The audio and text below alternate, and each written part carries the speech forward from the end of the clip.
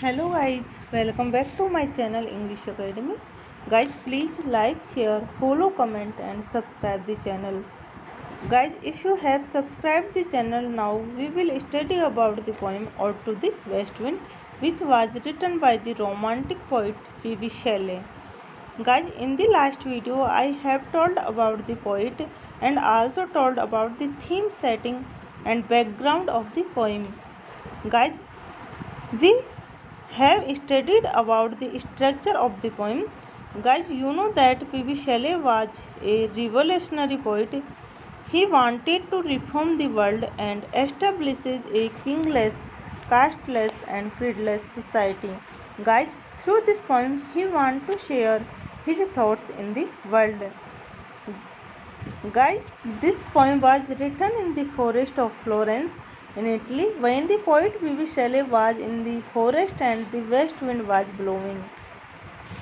Then, then he felt that west wind is a powerful force in nature, ocean and the sky. Guys, in this video we are going to explain the first stanza of the poem. Guys, this stanza is written in 14 lines. The rhyme scheme of the stanza is ABA, CDC, AFE, FGF and GG. Guys, before explaining the stanza, I tell you in short about the stanza. In this stanza, the poet describes the power of the west wind over the earth. He says that on the earth, the west wind is as a destroyer and a preserver. As a destroyer, the west wind destroys the death, old and dead leaves on the earth. He compares the west wind to a magician and dead leaves to ghosts. Just as the ghosts fly before the magician, similarly the old and dead leaves fly before the west wind. As a preserver, the west wind preserves the seeds during the winter season. He compares each of the seeds to corpse body lying in its grave. When the spring wind blows, the same seeds grow into the plants. As a result, all the plains and hills are covered with beautiful flowers, beautiful, fragrant, and multicolored flowers. Thus, the west wind acts as a preserver on the earth. In this stanza, Shelley prays to such a wind to hear him. Guys, above I have mentioned in shortly. Now we are going to explain the meaning of one by one word of the first stanza of the poem. Guys, let's start now. The first stanza of poem is that, O wild west wind, thou breath of autumn's being, thou from whose unseen presence the leaves dead are driven like ghosts from an enchanted fleeing. Pestilence stricken multitudes, O thou, who chariotest their dark wintry bed. Earth like a corpse within its grew until thine azure sister of the spring shall blow her clarion over the dreaming earth and field, driving sweet birds like flocks to feed in the air. With living huge and adored plains and hills, wild spirit which art moving everywhere, destroyer and preserver here, oh here. Guys, first of all we will see the opening lines. O wild west wind, thou breath of autumn's wing. Guys, wild means uncontrolled. Autumn, what is autumn? Autumn is a kind of season. Wing means creature. In this, guys, in this, O wild west wind, in this line, the poet addresses the west wind and says that it blows in in the autumn season. It is very life of autumn and says that different operations of autumn are not possible without the west wind. Next line, though from whose unseen presence the leaves dead. Guys, unseen means invisible or non-visible. Though from whose unseen presence the leaves dead. In this line, the poet says that it is not seen, yet its presence drives away the dead leaves, are driven like ghosts from an enchanted feeling. Guys, are driven is taken away. Enchanter means magician, feeling means running. Are driven like ghosts from an enchanted feeling. Fling, he says, just as in this line the poet says that just as magician drives away the ghost and the evil spirit, in the same way the dry leaves fly in the presence of the west wind.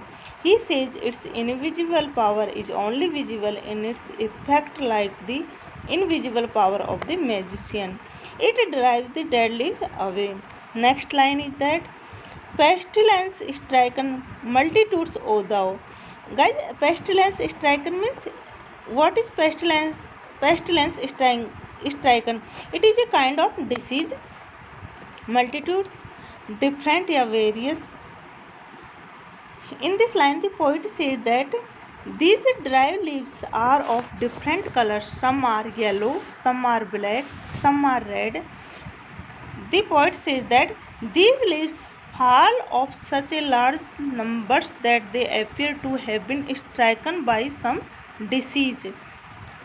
Next line is that, O thou who chariotest their dark wintry bed.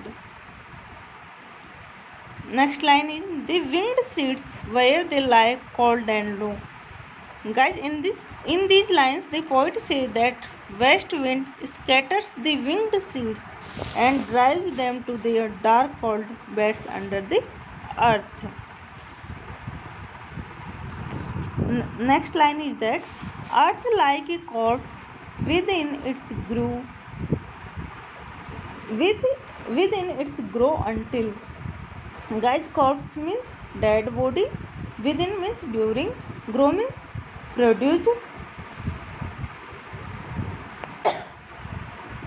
Guys, in this line the poet says that they are like dead bodies, the seeds lie in their graves, unable to move or rise till the spring season comes. Next line is that, thine azure sister of the spring shall blow. Guys, thine means her, azure means blue. In this line the poet calls spring the sister of autumn and of the west wind.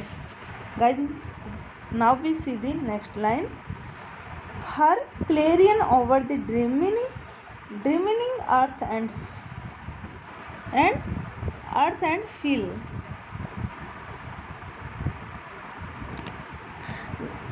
Guys, clarion means noise of the spring wind. Over means above. Dreaming means sleeping. In her clarion over the dreaming earth and field. In this line the poet says, when the spring wind blows under the clear blue sky, the ice on the earth begin to melt.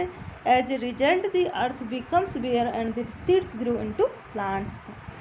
Next line is that, driving sweet birds like flocks to feeds in hour. In this line, the poet compared the spring to a shepherd, just as a shepherd takes his flock of sheep to the fields in order to graze them. Similarly, the spring drives the seeds out of the buds in which they are shoot into the open air. With the coming of the spring, buds and flowers begin to bloom and feed in the air, just as the sheep roam about and feed in the field. Next line is that, with living huge adorns plain and hills. With living huge means beautiful colors, adorns means fragrance. Guys, in this line the poet says that when the spring wind blows, all the plains and hills are covered with beautiful and multicolored flowers. Next line, wild spirit which art moving everywhere.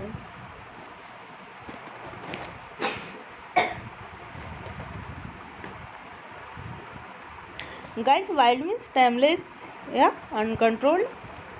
Spirit means soul, which here the word which refers to the west wind are moving everywhere. In this line the poet calls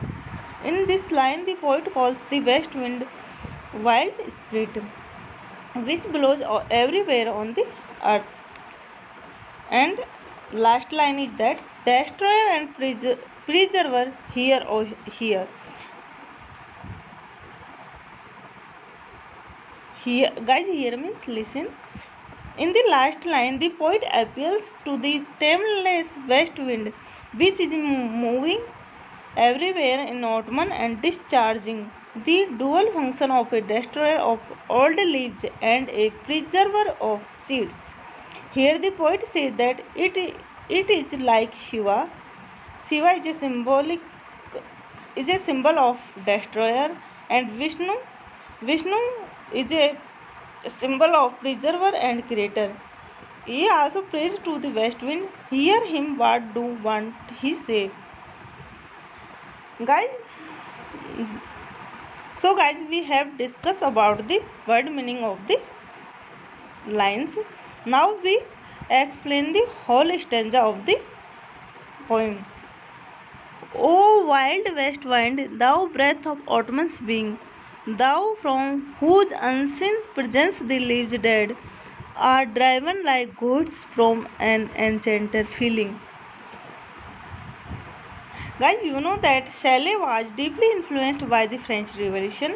He wanted to reform the world and establish a kingless, casteless, and creedless society. But experience soon taught him that tyranny and conventions were too deeply established for him to overthrow single handed. He has a deep human and political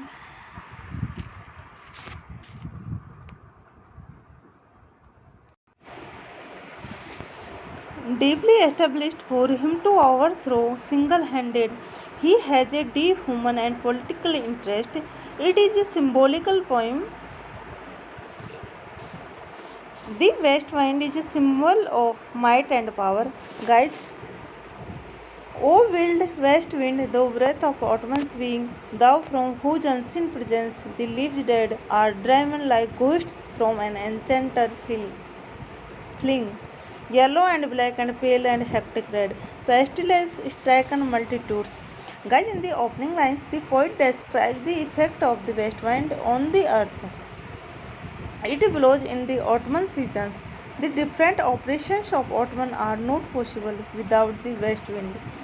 Though it is not seen, yet its presence drives away the dead leaves. These dried leaves are of different colors. Some are yellow, some are black, some are red. Pestilence struck multitudes. Guys, the poet says that they fall off in such large numbers that they appear to have been stricken by some disease. Next, he says that just as a magician drives away the ghosts and evil spirits, in the same way, the dry leaves fly in the presence of the west wind. It is invisible power is only visible in its effect, like the invisible powers of magician. It drives the dead leaves away. Next, yellow and black and pale and hectic red, pestilence stricken multitudes, O thou who chariotest to their dark bed. The winged seeds where they lie cold and low, each like a corpse within its grave, until thine azure sister of the spring shall Her clarion over the dreaming earth and field, driving sweet birds like flocks to feed in air, with living huge and adorns plain and hills. The poet addresses the west wind and says it scattered the winged seeds and drives them to their dark, cold beds under the earth. There, like dead bodies, the seeds lie in their graves, unable to move or rise till the spring seasons come. The poet calls spring the sister of autumn and of the west wind. But wherein autumn is dull and gloomy, spring is marked by light breezes and blue skies.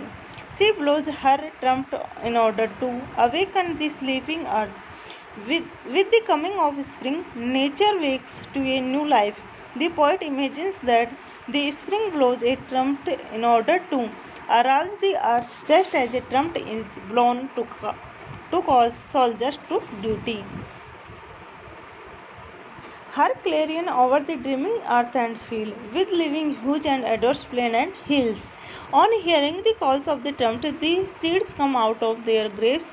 He compares the spring to a shepherd's, just as field in order to graze them. Similarly, the spring drives the seeds out of the buds in which they are soot and to open air. With the coming of the springs, buds and flowers begin to bloom and feed in the field. The spring will fill the valleys and hills with buds and flowers, which have beautiful colors and sweet smells.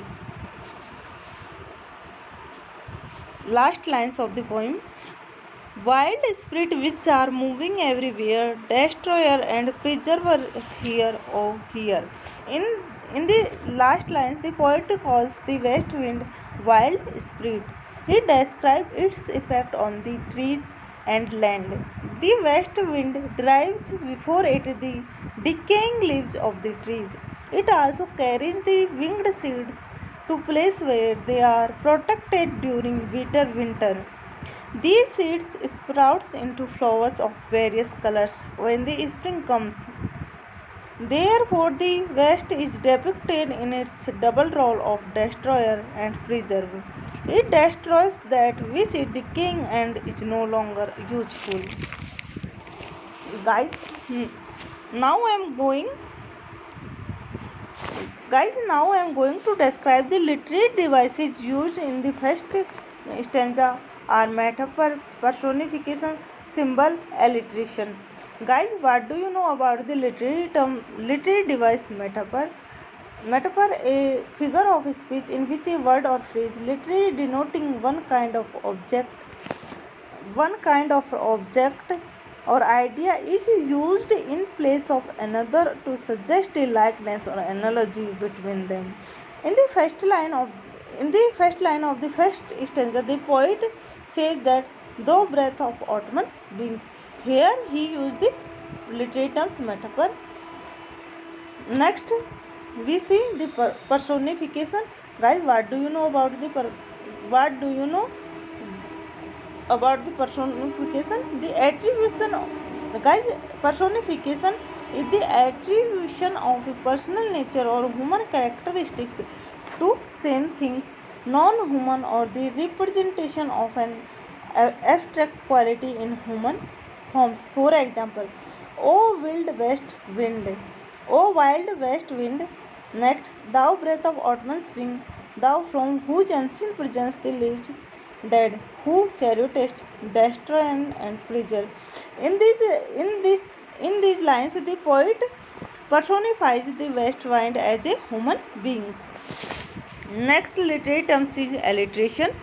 Guys, what is alliteration? The alliteration is the occurrence of the same letters or sound at the beginning of adjective or closely connected words. For example, O wild west wind. Here west sound is repeated. Here the leaves dead.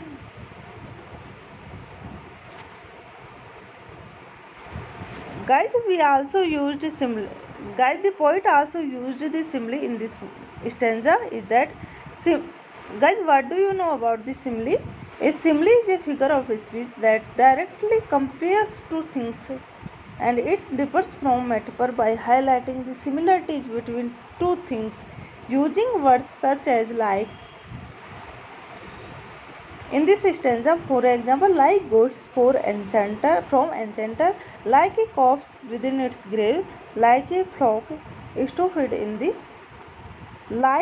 flocks to feed in air. These are examples of simile. Thank you guys to give your valuable time to watching the video. Guys, don't forget to like the video. Thank you.